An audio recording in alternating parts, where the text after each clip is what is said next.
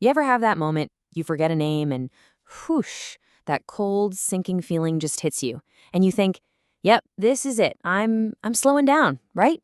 I mean, we've all been told that our brains peak early and then it's just this long, slow slide downhill. But what if that entire story is just plain wrong? Today, we are going to completely reframe how we think about our brains after 50. And that voice in your head, oh, it can be loud. It says, that's it. My learning phase is over. You see younger people just effortlessly picking up new tech, and you start to feel like, obsolete hardware. You start to worry that you just don't have the RAM anymore to download all this new high-res knowledge. It's like you're stuck on a dial-up connection in a fiber optic world. But here's the absolute heart of what we're talking about today. The myth is cognitive decline.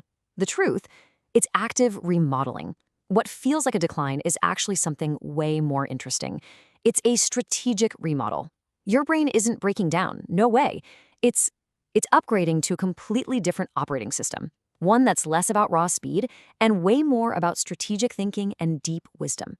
And trust me, in a lot of ways, that is so much more powerful.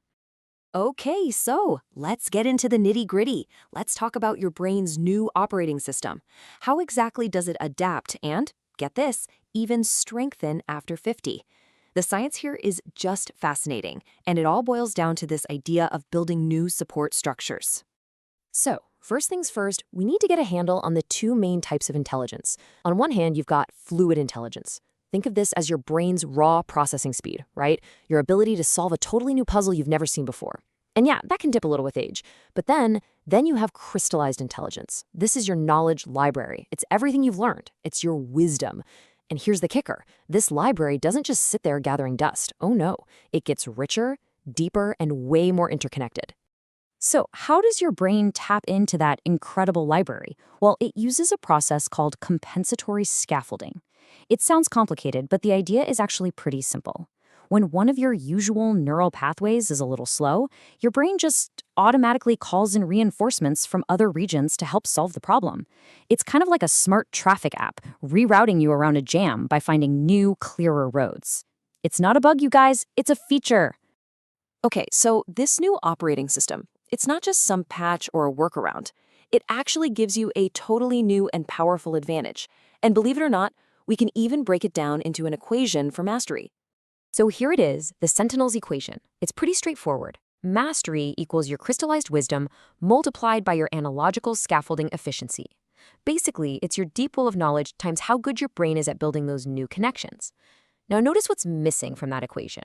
Raw speed. Your experience, your wisdom, that's the new amplifier.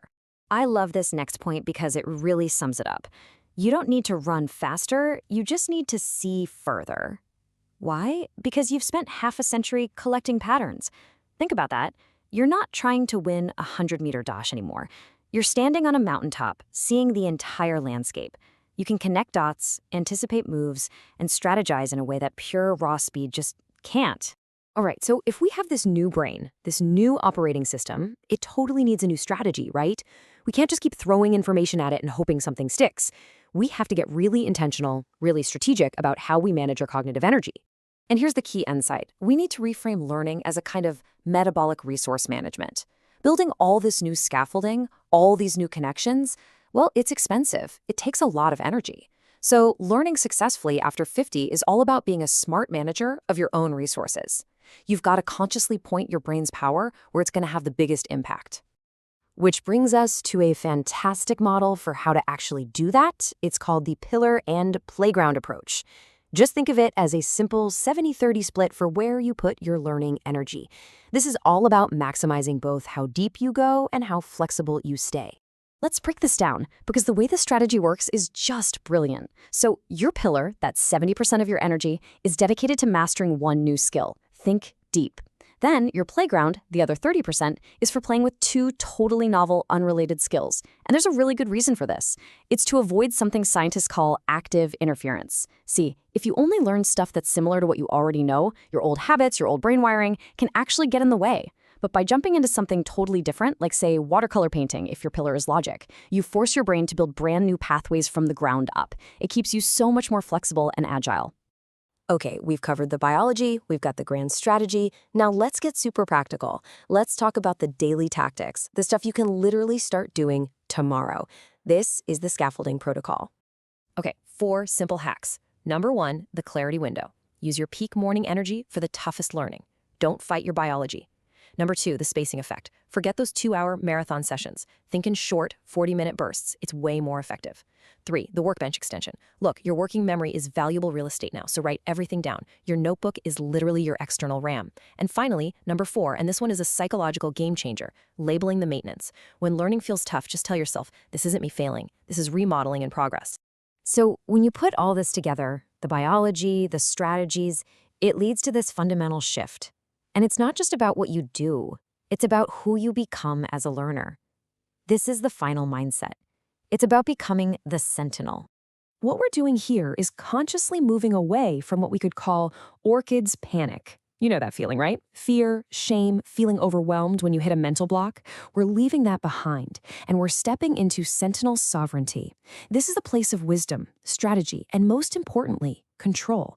It's the calm that comes from knowing exactly how your brain is working for you, not against you. And this right here is your new mantra. Seriously, every single time you feel that friction, every time something doesn't click right away, I want you to say this to yourself. This isn't failure. This is the scaffolding mechanism active. My hardware is remodeling. You see how that flips the script? It turns a moment of frustration into solid proof of growth. That feeling of difficulty, that's not a bug. That's the sound of your brain getting stronger.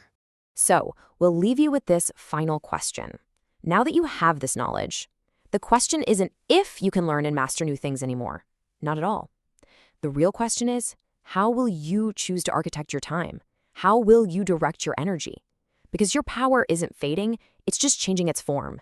And the design, well, that's entirely in your hands now.